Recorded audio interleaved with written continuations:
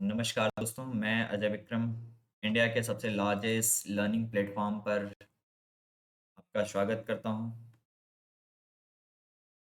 Unacademy India का सबसे largest learning platform है और इसके लिए मुझे किसी परिचय देने की ज़रूरत नहीं या फिर किसी तरीके से इसे संदर्भित करने की ज़रूरत नहीं है। यहाँ पर आप डेली लाइव क्लासेस पाते हैं, डेली लाइव टेस्ट पाते हैं, क्विज़ेस पाते हैं, अनलिमिटेड एक्सेस आफ्टर सब्सक्रिप्शन प्राप्त करते हैं और साथ ही में अनुभवी शिक्षकों के द्वारा कोर्स के नेचर को ध्यान में रख करके तैयार किए स्ट्रक्चर्ड कोर्स भी प्राप्त करते हैं। मैं विगत 4-5 वर्षों से यूपीएससी सीएससी के लिए अध्यापन करता रहा हूँ और साथ ही में ज्योग्राफी से जेआरएफ हूँ और एक रिसर्च स्कॉलर भी। थोड़ा सा साहित्यिक अभिरुचि रखने के साथ साथ ज्योग्राफी पढ़ाना, इन्वायरमेंट, डिजास्टर मैनेजमेंट और करंट अफेयर्स में डील करता हूँ। अनअकैडमी पर आप देश के 100 सबसे दक्ष या 100 सबसे अनुभवी शिक्षकों के साथ पढ़ने का अवसर प्राप्त करते हैं।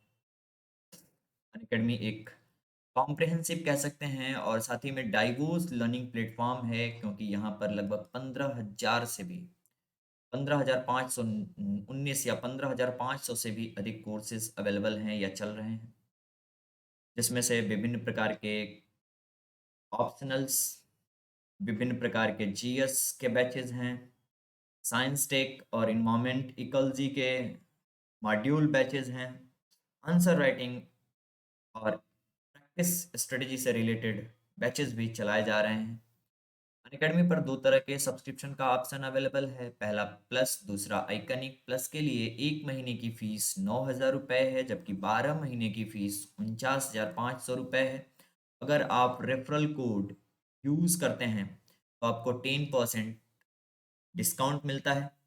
वहीं आइकनिक, जो कि यूपीएससी सीएससी जीएस के लिए सब्सक्रिप्शन का एक ऑप्शन है, यहाँ पर अगर आप सब्सक्रिप्शन लेना चाहते हैं तो 12 महीने की फीस 69,500, जबकि 36 महीने की फीस 1,41,000 रुपये है। यहाँ भी आपको 10% डिस्काउंट मिलता है जमा करने पर फीस। आइकनिक एक स्पेशल प्रोग्राम है अनअकैडमी का, जिसमें हर लर्नर को एक स्पेशल पर्सनल कोच दिया जाता है। पर्सनल कोच आपको यहाँ मिलता है, पर्सनल कोच मिलता है जो खास करके मेंस के आंसर राइटिंग के रिगार्डिंग या फिर ये कह सकते हैं कि आपका उस एग्जाम विशेष को लेकर के जो स्ट्रेटेजी है उसके रिगार्डिंग आपकी मदद करता है या आपको गाइड करता है।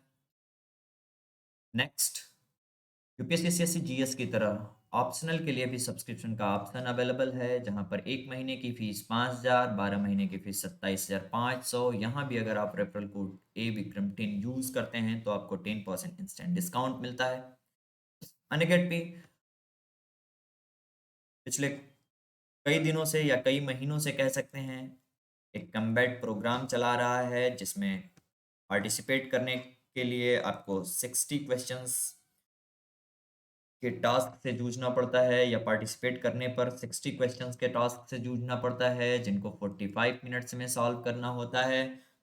अगर आपने ऐसा कर लिया और पहली से तीसरी के मध्य कोई रैंक सिक्योर की तो आपको 3 महीने का UPSC CSC GS plus subscription free मिल जाता है।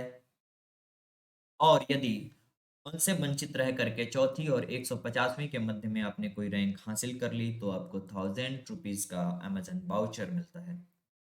अनअकैडमी ने 2021, 22 और 23 को ध्यान में रख करके अलग अलग बैचेस स्टार्ट किए हैं। 25 तारीख से ये बैचेस स्टार्ट हो रहे हैं। 25 तारीख को ही यूपीएससी सीएससी प्रीलिम्स को ध्यान में रख करके 2021 के 6 महीने का स्पेशल बैच अनअकैडमी ने लॉन्च किया है। अनुभवी शिक्षकों की टीम द्वारा आपको जो है कि गाइड किया जाएगा। तो वहाँ भी आप एडमिशन ले सकते हैं। कंप्लीट टू योर बैच भी जीएस का लॉन्च हो गया है, 25 जनवरी से शुरू है। सो यहाँ भी आप एडमिशन ले सकते हैं। एनसीईआरटी बैच भी आपके पास एडमिशन लेने का ऑप्शन है। सभी कोर्सेज दक्ष टीमों के द्वारा या दक्ष एजुकेटर्स के द्वारा, स्किल्ड एजुकेटर्स, एक्सपीरियंस एजुकेटर्स के द्वारा लिए जाएंगे।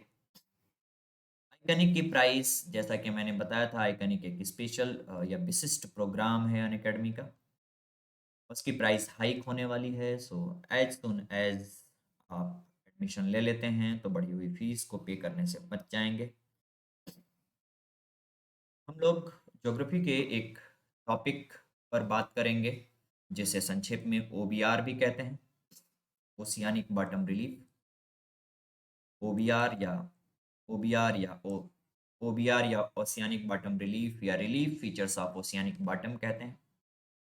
हम लोग इस सीरीज में, ये पूरी एक सीरीज होगी जिसका ये पहला सेशन है, पहला लेशन है, जिसमें हम आज ओशियानिक बॉटम रिलीफ के बारे में डिस्कस कर रहे होंगे। आगे हम oceanic salinity, oceanic temperature, coral reefs, tide and ebbs, oceanic currents, इन सब के बारे में एक एक करके डिस्कस कर रहे होंगे। और पूरी सीरीज जो है अनअकैडमी के मेन चैनल पर आपको मिल जाएगी। आज हम लोग इस क्रम में शुरुआत करते हुए पहला टॉपिक डिस्कस करेंगे जो कि बहुत ही बेसिक है। बाद में आने वाले टॉपिक्स के लिए ये ज़रूरी है कि क्योंकि इससे हम थोड़ा सा ओशंस का परिचय प्राप्त करेंगे, कुछ स्थलाकृतियाँ और कुछ ऐसे कीवर्ड्स या टर्म्स आएंगे जो हमें अगर आगे वाले आने वाले क्लासेस के लिए क्या होंगे, मददगार साबित होंगे। सो देख लेते हैं कि ओशियानिक बॉटम रिलीफ होते क्या हैं, ओशियानिक बॉटम रिलीफ किसे कहते हैं। सबसे पहले परिचय से शुरुआत करेंगे, देन ये कितने प्रकार के होते हैं, क्या क्या होते हैं, उनके एक एक फीचर्स को पढ़ते हुए बाद में क्लास के अंत में हम सभी महासागरों के विशिष्ट ऐसे स्थलाकृतियों को जानने का प्रयास करेंगे। तो यदि हम ओशियानिक बॉटम रिलीफ की बात करें तो जैसे कि कॉन्टिनेंटल क्रस्ट पर या महाद्वीपीय क्रस्ट पर विभिन्न प्रकार के उच्चावच पाए जाते हैं, जैसे कि पर्वत, पठार, मैदान, पर्वत, पठार, मैदान, मैदान। इन्हीं की भांति इन्हीं की भांति इन्हीं की भांति महासागरीय क्रस्ट पर या महासागरों के नित्तल पर, महासागरों के महासागरों के नित्तल पर नित्तल पर पाए जाने वाले पाए जाने वाले स्थल खंडों को या भू आकृतियों को या भूदृश्यों को या भूखंडों को हम लोग ओशियानिक बॉटम रिलीफ के नाम से जाने जाते हैं या ओशियानिक बॉटम रिलीफ कहते हैं। इनमें से ओशियानिक यानी कि कॉन्टिनेंटल सेल्फ, कॉन्टिनेंटल स्लोप, अंतःसागरीय गहरे मैदान और अंतःसागरीय गहरे मैदानों के ही भाग के रूप में हम आगे पढ़ रहे होंगे ओशियानिक रीज।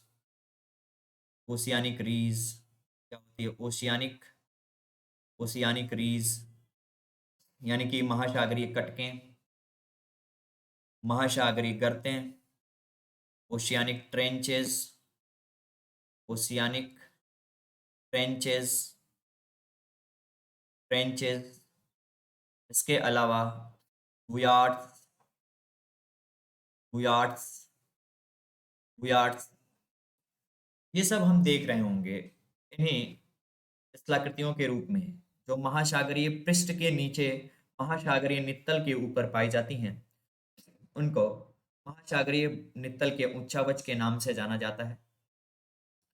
जैसा कि हम सब जानते हैं, यदि महासागरों के परिचय की बात करें तो हम सब जानते हैं कि संपूर्ण ग्लोब के लगभग 3/4 भाग पर महासागर, खाड़ी, सागर इत्यादि के रूप में जलमंडल का विस्तार या विकास पाया जाता है।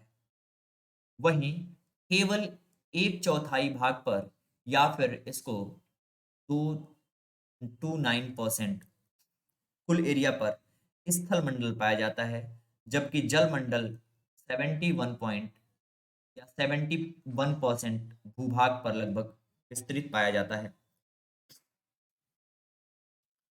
महासागरीय जो क्रस्ट है वो महाद्वीपीय क्रस्ट से अधिक डार्क है या गहरी है। महाद्वीपीय क्रस्ट से अधिक होगा यहाँ, के नहीं, से अधिक सघन भी है।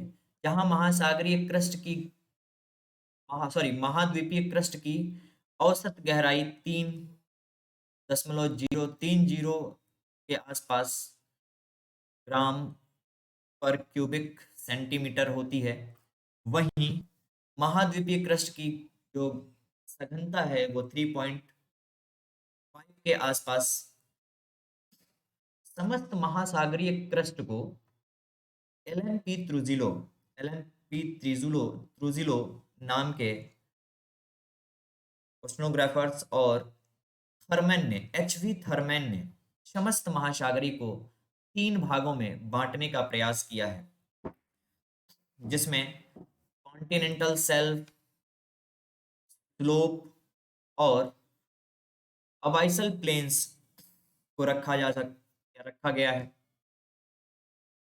अगर हम कॉन्टिनेंटल शेल्फ की बात करें, कॉन्टिनेंटल शेल्फ तो महाद्वीपों से लगे हुए वो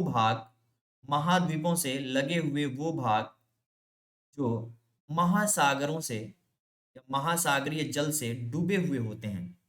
महाद्वीपों के महासागरों से संलग्न वो भाग जो महासागरीय जल में डूबे हुए होते हैं कॉन्टिनेंटल शेल्फ कहलाते हैं। कॉन्टिनेंटल शेल्फ कहलाते हैं। समस्त महासागरीय क्षेत्रफल के अलग अलग महासागरों में वेरी करते हैं 8 से 12% भूभाग पर। समस्त महासागरीय क्षेत्रफल के यानी कि ऑन दी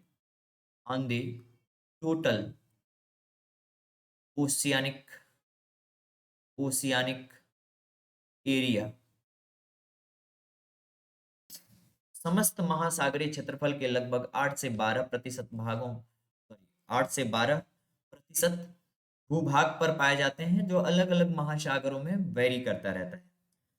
वहीं महासागरों में संलग्न महाद्वीपीय मग्न तटों के विस्तृत भाग यानी कि उत्तरवर्ती भाग, लेकिन अबाइसल प्लेन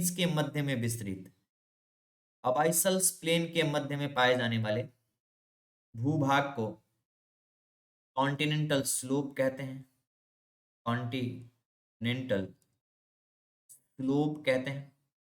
महासागरीय भाग को, भूभाग नहीं, महासागरीय भाग को कॉन्टिनेंटल स्लोप कहते हैं। जहां तक महाद्वीपीय, देखिए जैसा कि हमने डिस्कस किया था, महाद्वीपीय का किनारा वाला भाग जो महासागरीय जल में डूबा रहता है और उस पर जल की गहराई 100 फैदम या 600 मीटर के आसपास होती है, जहां एक फैदम बराबर 6 फीट होता है। एक फैदम बराबर 6 फीट होता है। और ऐसे स्थलाकृति का यानी कि कॉन्टिनेंटल शेल्फ का यहाँ तट होगा। तट से बाहर की ओर सागर में जल से डूबा हुआ हिस्सा कॉन्टिनेंटल शेल्फ कहलाता है। ढाल इसकी 1 डिग्री से 3 डिग्री के मध्य होती है। ढाल जो होगी वो 1 से 3 के मध्य होगी। ढाल 1 डिग्री से 3 डिग्री के मध्य होगी। गहराई जो होगी वो 600 फीट तक होगी मैक्सिमम, या औसतन कह सकते हैं। कहीं कहीं पर यह अधिक भी हो सकती है या कम भी हो सकती है। सामान्यतः जो मग्न तट पाए जाते हैं महाद्वीपों के तटवर्तीय क्षेत्रों में, उन पर स्थलाकृतिक उच्चावचों का यानी कि उससे संलग्न महाद्वीप के पास या महाद्वीप के तटवर्ती क्षेत्र में किस प्रकार का उच्चावच या रिलीफ फीचर पाया जा रहा है, उसका नियंत्रण होता है, कंट्रोल होता है। जहां पर महाद्वीपों के भाग पर ऊंचे पर्वतीय क्षेत्र या पर्वतीय भूभाग पाए जाते हैं, सामान्यतः ऐसे जगहों पर मग्न तट पतले और सकरे होते हैं। सामान्यतः ऐसे जगहों पर या ऐसे महाद्वीपीय या महाद्वीपीय भूभागों के या स्थलाकृतियों के किनारे वाले महासागरीय भाग के जो तट होते हैं, मग्न तट होते हैं, वो सामान्यतः सकरे या पतले होते हैं। जैसे एग्जाम्पल के लिए, फॉर एग्जाम्पल, अमेरिका, खास करके दक्षिणी अमेरिका, दक्षिणी अमेरिका, दक्षिणी अमेरिका का पश्चिमी तट, पश्चिमी तट, जहां पर एंडीज पाया जाता है, एंडीज, एंडीज पर्वत जहां पर पाया जाता है, एंडीज माउंटेन, एंडीज माउंटेन से लगे हुए जो महाद्वीपीय मग्न तट हैं, उनकी चौड़ाई औसतन कम होती है, लिखा हुआ भी है। दक्षिणी अमेरिका का प्रशांत महासागरीय एंडीज के कारण, प्रशांत महासागरीय मग्न तट एंडीज के कारण सकरा हो गया है।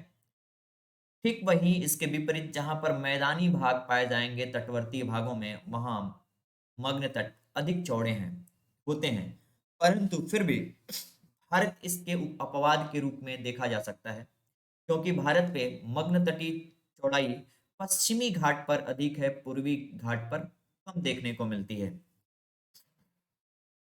भारत इस सामान्य कॉन्सेप्ट का अपवाद हो सकता है, क्योंकि भारत में मग्न तटों की चौड़ाई, मग्न तटों की चौड़ाई, तटों की मग्न तटों की चौड़ाई पश्चिमी घाट पर, पश्चिमी घाट पर सर्वाधिक है, सर्वाधिक है, सर्वाधिक पाई जाती है। चलिए आगे हम बात करें तो उत्तरी, या उदाहरण के लिए आर्कटिक सागर के क्षेत्र में भी मग्न तट चीन सागर पर और एड्रियाटिक सागर पर 100 से 300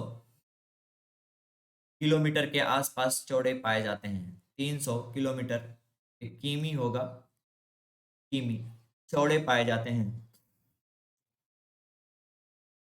अब रही बात, यदि हम ऐसे स्थलाकृतियों की जिन्हें हम मग्न तट कहते हैं, जो महाद्वीपों के महासागरीय महासागरों और महाद्वीपों के मीटिंग पॉइंट पर, यानी कि संगम पर या मिलान बिंदु पर स्थित होते हैं, ये महाद्वीपों के भाग होते हैं जो महासागरों में महासागरीय जल से डूबे हुए होते हैं। यदि हम इनके उत्पत्ति के संदर्भ में बात करें तो इनके उत्पत्ति के विषय में कोई एक मत नहीं है, बल्कि कई मत दिए गए हैं, जिनमें से कुछ एक का मानना है कि ऐसे महाद्वीपीय मग्न तट महाद्वीपीय चबूतरों का सागर की ओर निकला हुआ भाग है, यानी कि महाद्वीपीय जो चबूतरे होते हैं या महाद्वीपीय जो किनारे होते हैं, उन्हीं का महासागरों की ओर धंसा हुआ या निकला हुआ भाग होता है, और कुछ भी नहीं। तो वहीं कुछ लोग ऐसे महाद्वीपीय मग्न तटों को महासागरीय तरंगों का उत्पाद मानते हैं और कहते हैं कि उनकी इनकी उत्पत्ति महासागरीय तरंगों के द्वारा एक बहुत बड़े भूभाग का अपरदन करने के बाद, और वहां पर पुनः नदी निक्षेपों और सागरीय तरंगों द्वारा निक्षेपित किए गए डेब्रिस या अवसाद, डेब्रिस या अवसाद, डेब्रिस या अवसाद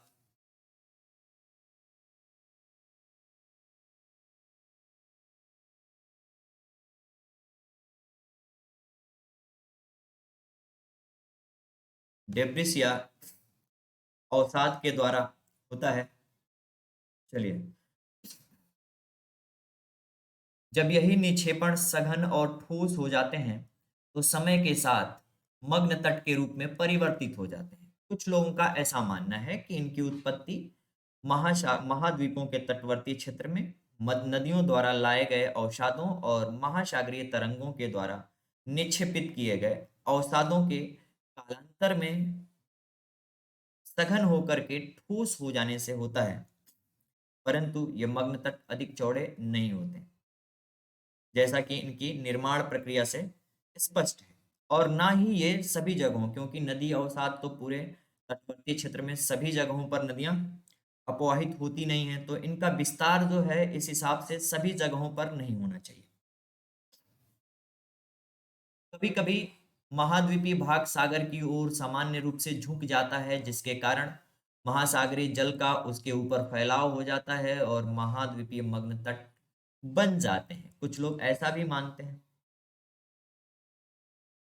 जो भारत के मग्न तट हैं, उनकी उत्पत्ति अलग अलग जगहों पर अलग अलग प्रक्रियाओं से हुई मानी जाती है, जैसे गंगा और गोदावरी और कृष्णा के मुहाने के समीप इनका जन्म या इनकी उत्पत्ति डेल्टा के जमाव के कारण,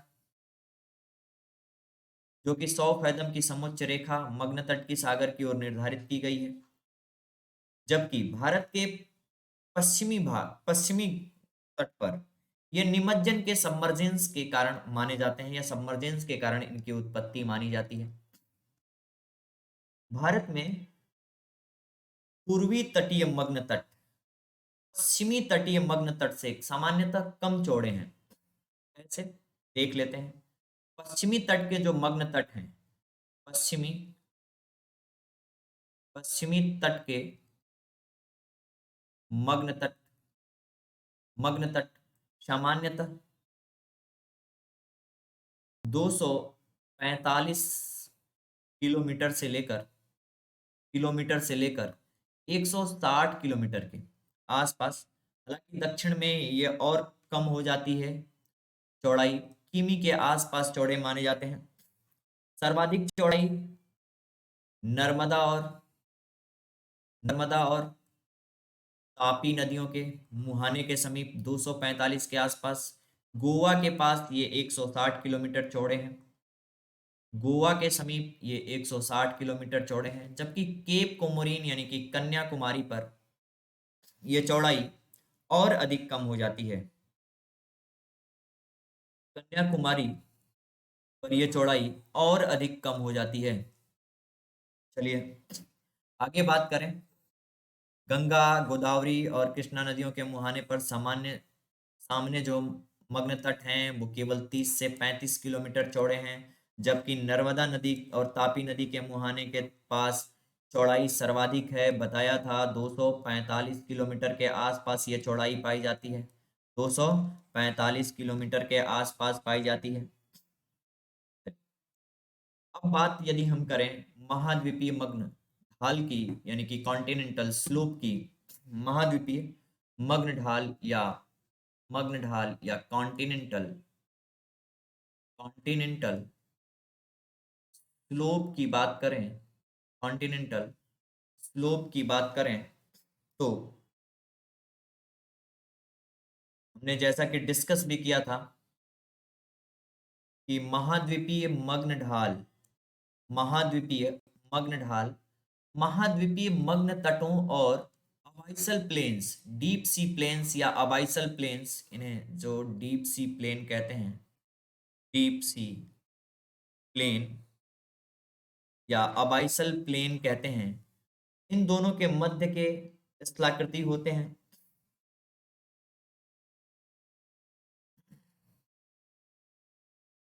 मग्न ढाल मग्न तट और गहरे सागरीय मैदानों की या अबाइसल प्लेन्स के बीच तीव्र ढाल वाले होते हैं। इनकी ढाल जो होती है, जहां महाद्वीपीय मग्न तटों की ढाल 1 से 3 डिग्री के आसपास होती है, वहीं इनकी ढाल जो होती है वो 2 से 5 डिग्री के आसपास होती है। जबकि कहीं कहीं पर ये 25 डिग्री से 40 डिग्री ढाल वाले भी पाए जाते हैं। यानी कि इनका जो ढाल होता है, पूर्ण सरफेस से नीचे की ओर जो ढाल होता है वो 40 डिग्री के आसपास भी पाया जाता है कहीं कहीं पर। भारत में जो इस तरह के ढाल वाले तट हैं, भारतीय मग्न ढाल भारतीय भारतीय मग्न ढाल जो हैं वो 5 डिग्री से 15 डिग्री के रैपिड ढाल वाले, रैपिड एंगल स्लोप वाले ढाल हैं। हालांकि यह अलग अलग स्थानों पर अलग अलग हो सकता है। देखिए भारत में 5 से 15 डिग्री ढाल वाले मग्न ढाल पाए जाते हैं। ये ठीक ये भाग होते हैं जहाँ पे ये मग्न तट था, कॉन्टिनेंटल शेल्फ था, कॉन्टिनेंटल शेल्फ, वहां ये कॉन्टिनेंटल स्लोप है, कॉन्टिनेंटल स्लोप, कॉन्टिनेंटल स्लोप है। ये स्लोप अबाइसल प्लेन्स और कॉन्टिनेंटल शेल्फ के मध्य में पाए जाते हैं। ढाल तीव्र होती है इनकी उत्पत्ति को लेकर के भी, और ढाल तीव्र होने के कारण जहां पर महासागरीय यानी कि कॉन्टिनेंटल शेल्फ पर कॉन्टिनेंटल शेल्फ पर डेब्रिस या सॉरी ओशियानिक डिपोजिट्स का जमाव पाया जाता है या ओशियानिक डिपोजिट्स पाए जाते हैं। वहीं जो कॉन्टिनेंटल स्लोप्स हैं यहाँ पर डेब्रिस न के बराबर होता है। यहाँ पे कॉन्टिनेंटल शेल्फ पर ओशियानिक डिपोजिट पाया जाता है, महासागरीय अवक्षेप या निक्षेप पाए जाते हैं। जबकि कॉन्टिनेंटल स्लोप की ढाल तीव्र होने के कारण जो भी नदी निक्षेप या फिर महासागरीय निक्षेप लाया जाता है वो फिसल करके या स्लाइड करके नीचे चला जाता है, जम नहीं पाता है, ढाल तीव्र होने के कारण यहाँ पर रुक नहीं पाता है। अतः ओशियानिक ओशियानिक डिपोजिट्स डिपोजिट्स का अभाव पाया जाता है, का अभाव पाया जाएगा यहाँ पर। चलिए अब आगे मग्न ढालों पर सागरीय निक्षेपों का जमाव कम होता है क्योंकि इनके ढाल खड़े होते हैं। बहुत हल्के पदार्थ ही यहाँ पर निक्षेपित हो जाते हैं या निक्षेप के आवरण के रूप में देखने को मिलते हैं। अब बात करेंगे हम आगे इनके निर्माण की। इनके निर्माण के संबंध में भी कुछ लोगों का मत है कि इनका निर्माण महासागरीय तरंगों के द्वारा अपरदन के रूप में, या फिर कुछ ऐसे लोगों का मानना है कि इनका निर्माण महासागरीय सॉरी महा कह सकते हैं कॉन्टिनेंटल मूवमेंट या फिर टेक्टोनिक मूवमेंट के कारण यानी कि विवर्तनिकी प्रक्रिया से हुआ है, सबमर्जेंस के कारण हुआ है, धसाव के कारण हुआ है। वहीं अंतःसागरीय मैदान कॉन्टिनेंटल स्लोप से लेकर के दूसरे तरफ कॉन्टिनेंटल स्लोप के मध्य विस्तृत सर्वाधिक महासागरों के सर्वाधिक विस्तृत भूभाग होते हैं। ये लगभग समस्त महासागरीय क्षेत्रफल के 79% भूभाग पर पाए जाते हैं। इन्हीं गहरे सागरीय मैदानों में अबाइसल प्लेन्स, कहीं कहीं ये ओशियानिक रीजेस सरफेस से ऊपर उठ जाती हैं तो ओशियानिक आइलैंड्स के रूप में, ओशियानिक ओशियानिक आइलैंड्स के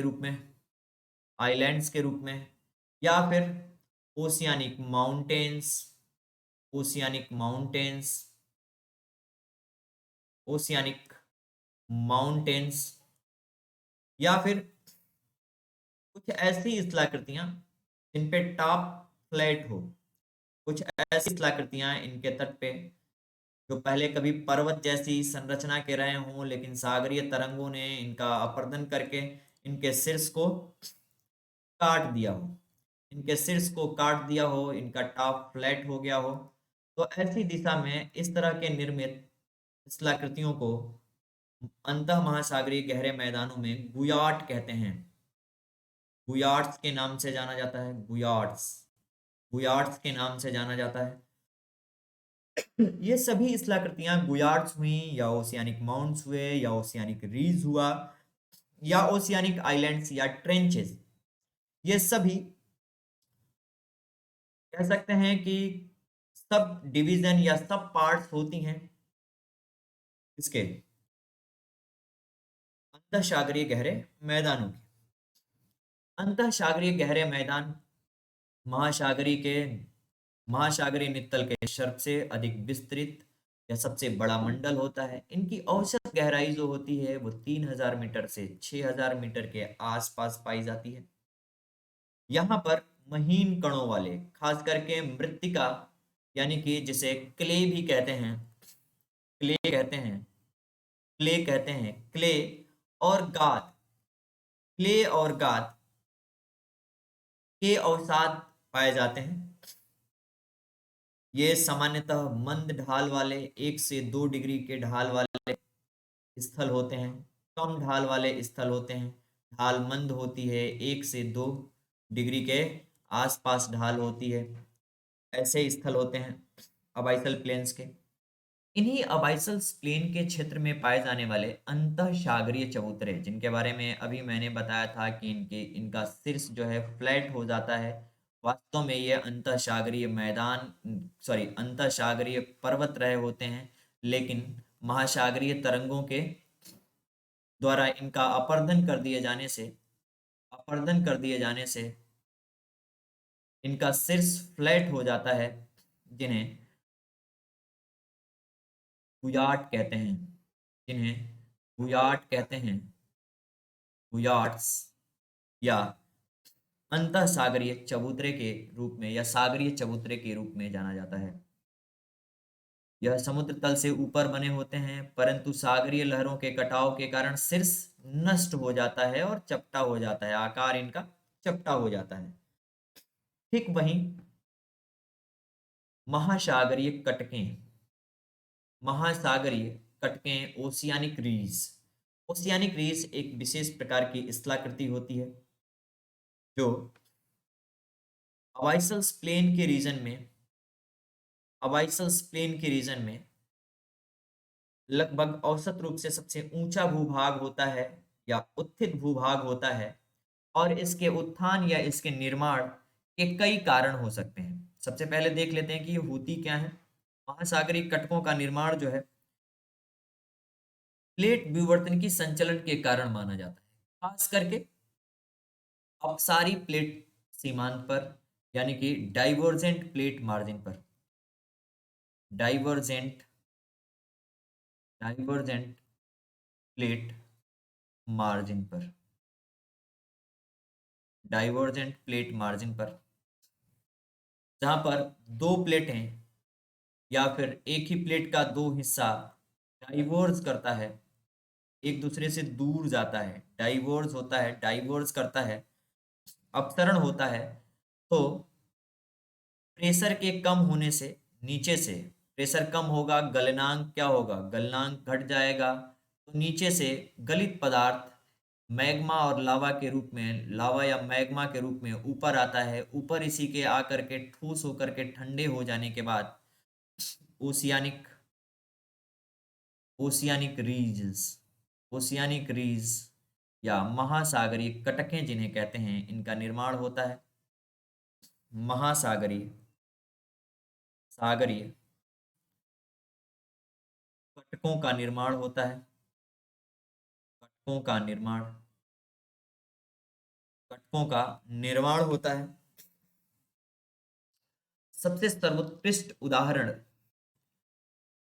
मध्य अटलांटिक में, यानी कि अटलांटिक महासागर के बीचों बीच पाई जाने वाली मिड अटलांटिक रीज मध्य अटलांटिक कटक है, जो लगभग अंग्रेजी के एस अक्षर की तरह के आकार के रूप में विस्तृत है, जिसका उत्तर में आइसलैंड एक देश है से लेकर के दक्षिण में बोवेट द्वीप तक लगभग 14,400 किलोमीटर की लंबाई पर विस्तार पाया जाता है। देख लेते हैं इसे। यहाँ कहीं आइसलैंड मिलेगा, आइसलैंड, आइसलैंड, ये ग्रेट ब्रिटेन के नॉर्थ और वेस्ट में होगा। इससे लेकर के इससे लेकर के और ये यहाँ कहीं बोवेट आइलैंड तक, बोवेट आइलैंड, बोवेट द्वीप तक, बोवेट द्वीप तक इसका विस्तार होगा। अंग्रेजी के लगभग एस आकार में, एस अक्षर के आकार में, एस अक्षर के आकार में, एस शेप में इसका विस्तार है। कहीं कहीं पर इसकी ऊंचाई इतनी अधिक हो जाती है कि ये ऊपर उठ करके महासागरीय सरफेस तक, यानी कि सागरीय सागरीय पृष्ठ तक, विद्यमान हो जाती है।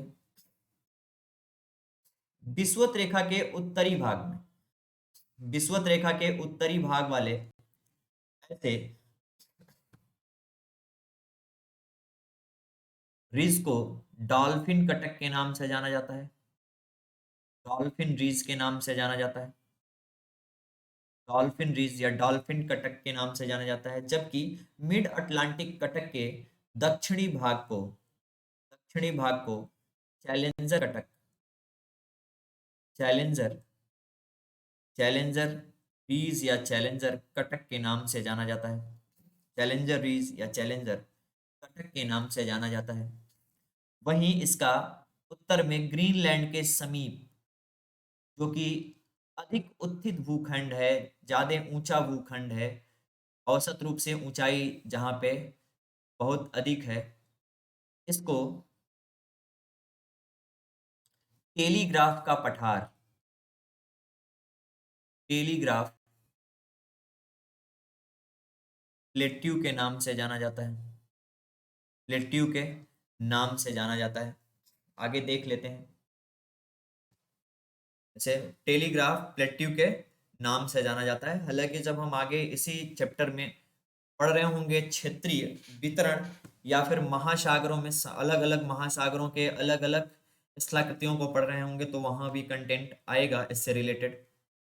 अब देखते हैं महासागरीय गहरे मैदानों पर पाई जाने वाली बुयाट और ओशियानिक रीज के बाद तीसरी सबसे महत्वपूर्ण स्थलाकृति, जो समस्त महासागरीय नित्तल के लगभग 7% भूभाग पर पाई जाती है। समस्त महासागरीय नित्तल के लगभग 7% भूभाग पर पाई जाती है। ये महासागरों के सबसे गहरे भाग होते हैं। इनके ढाल तीव्र होते हैं, खड़े होते हैं। यह महासागरीय नित्तल के लगभग 7% भाग पे, एज आई टोल्ड यू। आकार की दृष्टि से इनको दो भागों में बांटा जाता है या बांटा गया है। कम क्षेत्रफल वाले किंतु अधिक गहरे, यानी कि डीपर डीपर जो लैंडस्केप्स होते हैं उनको, या गर्तें होती हैं उनको क्या कहते हैं? खड्ड कहते हैं, सॉरी गर्तें कहते हैं। गर्त, खड्ड को गर्त कहते हैं। जबकि कम क्षेत्रफल वाले किंतु लंबे खड्ड, इनकी लंबाई अधिक हो, उन्हें खाई कहते हैं। नेक्स्ट, विश्व के समस्त महासागरीय क्षेत्रफल की औसत जो गहराई है वो लगभग 3800 मीटर है। इसको फिट में 12,500 फीट के रूप में भी जान सकते हैं या देख सकते हैं। जो कुल स्थल खंड के, यानी कि जो कॉन्टिनेंटल क्रस्ट थी, उसके ऊपर पाए जाने वाले विभिन्न स्थलाकृतियों जैसे पर्वत, पठार, मैदान इत्यादि के औसत ऊंचाई की तुलना में लगभग 4 गुना अधिक होता है। क्योंकि ऐसे स्थलाकृतियों की औसत ऊंचाई 840 मीटर है, जबकि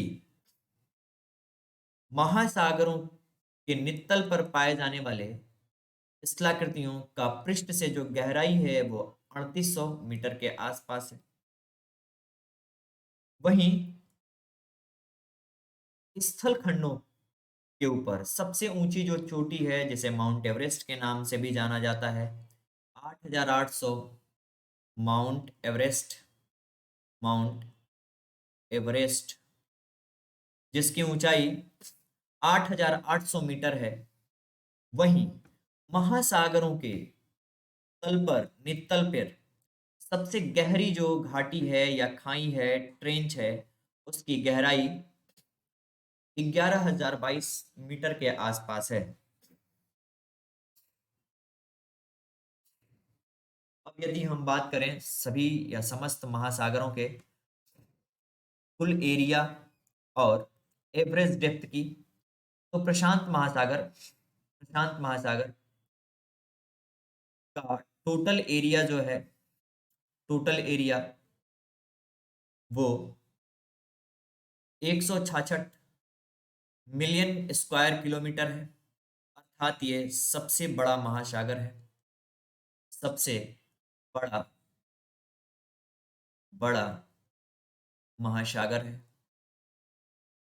महासागर है।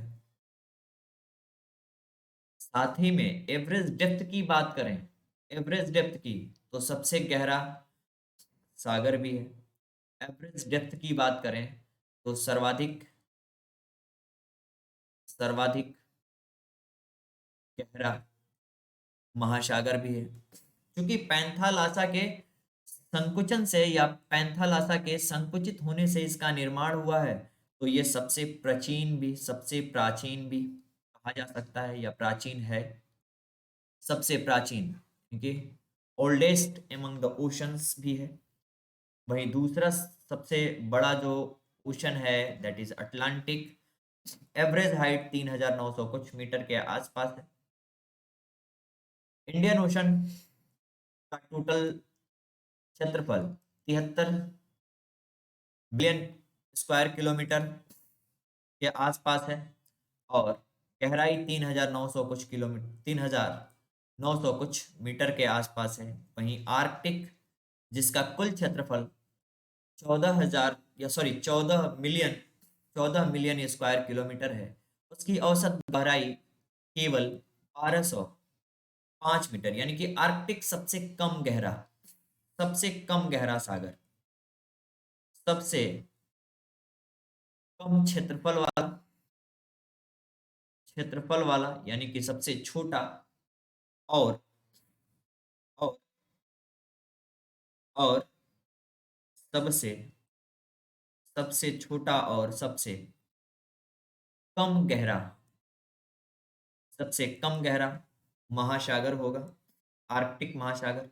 वहीं सदर्न सागर की या सदर्न ओशन की बात करें तो कुल क्षेत्रफल 20 मिलियन के आसपास, जबकि औसत गहराई 4,000 मीटर के आसपास देखने को मिलती है। वहीं यदि अंतःसागरीय मैदानों के ऊपर पाई जाने वाली ट्रेंचों के वितरण की बात करें तो चैलेंजर, जिसे मरियाना ट्रेंच के नाम से भी जानते हैं, मरियाना ट्रेंच के नाम से जानते हैं, प्रशांत महासागर में होगी। पूर्वी एशिया के पास फिलीपींस के समीप इसकी ऊंचाई 11,022 मीटर, जो कि विश्व की सबसे गहरी गर्त है, सबसे गहरी गर्त गहरी गर्त और प्रशांत महासागर की भी सबसे गहरी गर्त। वहीं टोंगा प्रशांत महासागर के ही क्षेत्र में विश्व की दूसरी सबसे गहरी गर्त, जबकि कैरेबियन सी में कैरेबियन सागर में कैरेबियन सागर में कैरेबियन सागर में पाई जाने वाली Puerto Rico Puerto Rico trench, Puerto Rico है ये, इसको सही कर लीजिएगा, प्यूर्टो रिको, प्यूर्टो रिको, जिसकी गहराई 8,385 मीटर है। यह अटलांटिक की deepest of the deepest of the Atlantic deepest of the Atlantic, यानी कि अटलांटिक महासागर की सबसे गहरी गर्त है।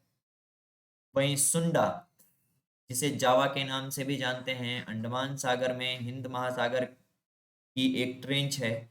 यह इंडियन ओशन की हाँ, हिंद महासागर की हिंद महासागर की सागर की सबसे गहरी गर्त है, सबसे गहरी गर्त है, सबसे गहरी गर्त है। वहीं यदि अब हम महासागरों के क्रम में, यानी कि इस तरह के ओबीआर यानी कि ओशियानिक बॉटम रिलीफ्स के बारे में क्षेत्रीय वितरण की बात करें, या ओबीआर का क्षेत्रीय वितरण के संदर्भ में बात करें, यानी कि प्रत्येक महासागर के अलग अलग वितरण की बात करें, तो प्रशांत महासागर, जो कि पृथ्वी के कुल क्षेत्रफल के लगभग एक तिहाई भाग पर, यानी कि पृथ्वी के समस्त क्षेत्रफल के लगभग एक तिहाई भूभाग पर फैला हुआ है, पृथ्वी का सबसे विशाल एवं गहरा महासागर है, हम लोगों ने देखा भी, ठीक ना। इसका जो टोटल क्षेत्रफल है वो समस्त महाद्वीपीय क्षेत्रफल के कुल क्षेत्रफल से भी कहीं अधिक है। लेकिन यहाँ पर मग्न तट, यहाँ के मग्न तट जो हैं वो कम विस्तृत हैं, यहाँ के मग्न तट कम विस्तृत हैं, या मग्न तटों का विकास नहीं पाया जाता है। केवल 5.7% भाग पर मग्न तट पाए जाते हैं, जबकि अमेरिकी तटों से संबंधित जो मग्न तट हैं बेहद कम चौड़े हैं। औसतन चौड़ाई जो है वो केवल 80 किलोमीटर है। वहीं प्रशांत महासागर और अमेरिकी प्लेटों के टक्कर से गर्तों का निर्माण हुआ पाया जाता है यहाँ पे। इसके विपरीत एशिया ऑस्ट्रेलिया महाद्वीपों के तट पर निमग्न तट अधिक निमग्न यानी कि सबमर्ज्ड कोस्ट अधिक विस्तार वाले हैं, जहां द्वीपों की विशाल श्रृंखला से लेकर उथले सीमांत सागर भी उपस्थित है। प्रशांत महासागर में मध्य अटलांटिक कटक की तरह कोई कटक नहीं पाई जाती है, जो पूरे महासागर को मध्य भाग से विभाजित करे या दो भागों में विभक्त करे।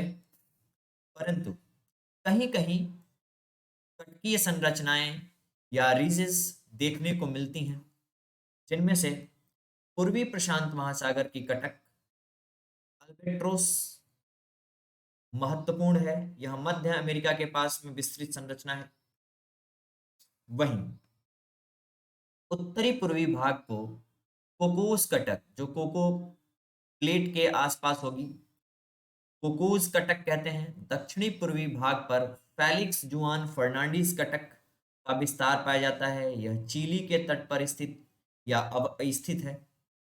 हवाई द्वीप, हवाई द्वीप जिसके कटक या हवाई द्वीप के समूह जिसके कटक मुख्यतः ज्वालामुखी की क्रिया या वोल्केनिज्म की प्रक्रिया से बने हुए हैं, वोल्केनिज्म वोल्केनिज्म की प्रक्रिया से बने हुए हैं। यहाँ पर प्रसिद्ध हवाई एवं होनोलुलु द्वीप अब स्थित है। इसको हवाईयन उभार के नाम से, हवाईयन उभार के नाम से भी जाना जाता है, हवाईयन इमरजेंस के नाम से भी जाना जाता है।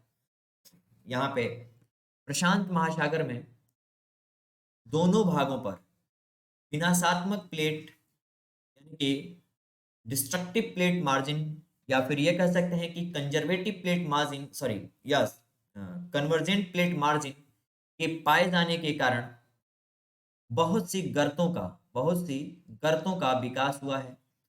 जैसा कि हमने देखा था कि पूरे विश्व की दोनों सबसे गहरी गर्तें टोंगा और मैरियाना प्रशांत महासागर में ही पाई जाती हैं।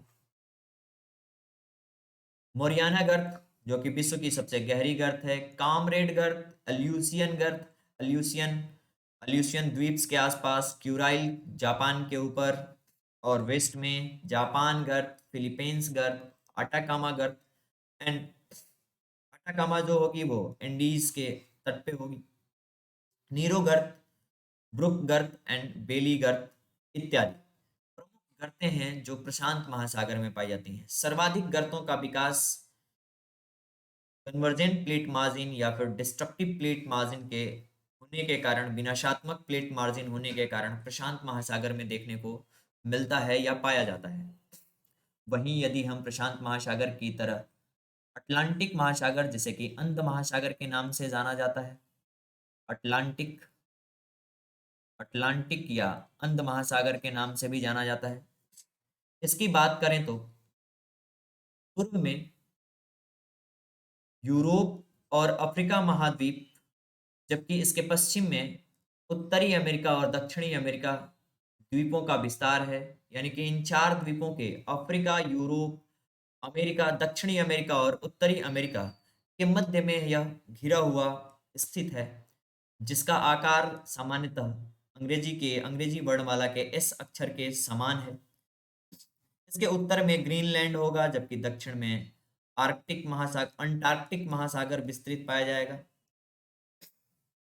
यह यहाँ पृथ्वी हो जाएगा, थिंक यह महासागर पृथ्वी के यह महासागर पृथ्वी के 1/6वां भाग को समाहित किया हुआ है। यानी कि संपूर्ण पृथ्वी का लगभग 18% भूभाग पर, या इसको यूं कहें कि लगभग 15 से 18% भूभाग पर पाया जाता है।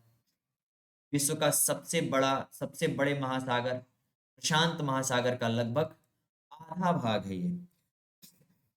चलिए नेक्स्ट की बात करते हैं। यहाँ पे महाद्वीपीय मग्न तट सामान्यतः अधिक विस्तृत हैं दोनों महासागरों की तुलना में। यानी कि हिंद महासागर और प्रशांत महासागर की तुलना में यहाँ के जो महाद्वीपीय मग्न तट हैं वो अधिक विस्तृत हैं और पर्याप्त विविध भी हैं। कुल क्षेत्रफल के लगभग 13.3% भूभाग पर महाद्वीपीय मग्न तट पाए जाते हैं। उत्तरी अटलांटिक के दोनों तरफ, विशेषकर उत्तरी पश्चिमी यूरोप और पश्चिमी उत्तरी पूर्वी अमेरिका के तटों के पास, मग्न तटों की चौड़ाई 240 से 400 किलोमीटर के आसपास तक पाई जाती है। जबकि दक्षिणी अटलांटिक महासागर में, खास करके अफ्रीकी तटों के पास, इनकी चौड़ाई में कमी देखने को मिलती है, जो केवल 80 से 160 किलोमीटर चौड़े हैं। मध्य अटलांटिक के बारे में हम डिस्कस कर चुके हैं। मध्य अटलांटिक कटक अपसारी प्लेट मार्जिन पर डेवलप एक ओशियानिक रीज है, जिसका उत्थान कहीं कहीं इतना पाया जाता है कि ये सी सरफेस के या ओशियानिक सरफेस के, यानी ओशियानिक पृष्ठ के, महासागरीय पृष्ठ के ऊपर तक आ जाती है। अटलांटिक महासागर के ठीक मध्य में स्थित है। उत्तर में इसके आइसलैंड से शुरू होकर के यह शुरू होती है और दक्षिण में यह बोवेट आइलैंड तक अंटार्कटिका के पास स्थित है। लगभग 55 डिग्री उत्तरी अक्षांश के आसपास यह कटक अधिक चौड़ा हो जाता है, इसकी चौड़ाई में वृद्धि हो जाती है, जिसके कारण वहां पर इसे टेलीग्राफ का पठार कहा जाता है। टेलीग्राफ के पठार का नाम दिया गया है। अटलांटिक महासागर के रचनात्मक प्लेट सीमांत पर स्थित होने के कारण अधिक संख्या में यहाँ समुद्री गर्तें नहीं पाई जाएंगी, बल्कि गर्तों की जगह गर्तों की जगह की जगह अंध महासागर में अंध महासागर में अंध महासागर में कटकों का निर्माण कटकों का निर्माण पाया जाता है।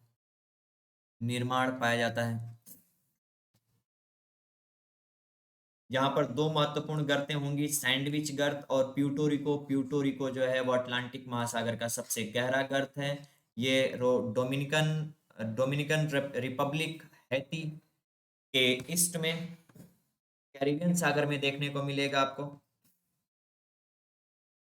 वहीं हिंद महासागर की यदि हम बात करें तो हिंद महासागर सभी महासागरों में तीसरा सबसे छोटा महासागर होगा।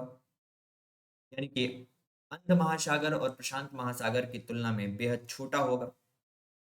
औसत गहराई भी कम होगी, केवल 4000 मीटर के आसपास इसका औसत गहराई होगा। और इसको इसके शेप या आकार के कारण अर्ध महासागर यानी कि सेमी ओशंस के नाम से भी जाना जाता है। अर्ध महासागर या सेमी ओशन सेमी ओशन या अर्ध महासागर के नाम से भी जाना जाता है। यहाँ पर प्रशांत महासागर की भांति ही मग्न तट कम चौड़े पाए जाते हैं। अरब सागर एवं बंगाल की खाड़ी के अंतर्गत यह सर्वाधिक चौड़ाई में, जबकि अफ्रीकन तट पे, विशेषकर मेडागास्कर के पास, खासकर मेडागास्कर के पास चौड़ा है, जबकि पूर्व में जावा, सुमात्रा और ऑस्ट्रेलियाई तटों के आसपास इसकी चौड़ाई कम है। संपूर्ण इंडियन ओशन के जो तटवर्ती क्षेत्र हैं या मग्न तट हैं, उनकी औसत चौड़ाई 160 किलोमीटर के आसपास पाई जाती है। हिंद महासागर में कटकों का विकास हुआ है अटलांटिक महासागर की भांति। मुख्य कटक भारत की भूमि के दक्षिणतम सिरे से लगभग मध्य भाग से हिंद महासागर के प्रारंभ होती है और अंटार्कटिका द्वीप तक जाती है, और द्वीप तक जाने से पहले ये कई बेसिनों में विभक्त हो जाती है, कई भागों में विभक्त हो जाती है, जो हिंद महासागर को दो भागों में विभक्त करती है, पूर्वी बेसिन और पश्चिमी बेसिन के रूप में। आरंभ में यह कटक लक्षद्वीप और चागोस कटक कहलाता है, और इसी लक्षद्वीप और चागोस कटक के पास या कटक पर भारत का लक्षद्वीप और मालदीव देश स्थित हैं। मालदीव स्थित देश स्थित हैं। ये हमारी ओशनोग्राफी की या पहली यूनिट या पहला चैप्टर था, बेसिक चैप्टर था। अगली बार हम अगले टॉपिक में ओशियानिक सैलिनिटी डिस्कस करने का प्रयास करेंगे। पूरी ओशनोग्राफी एक साथ आपको देखने के लिए मिल सकती है एक सेक्शन के रूप में। तो आज के लिए धन्यवाद।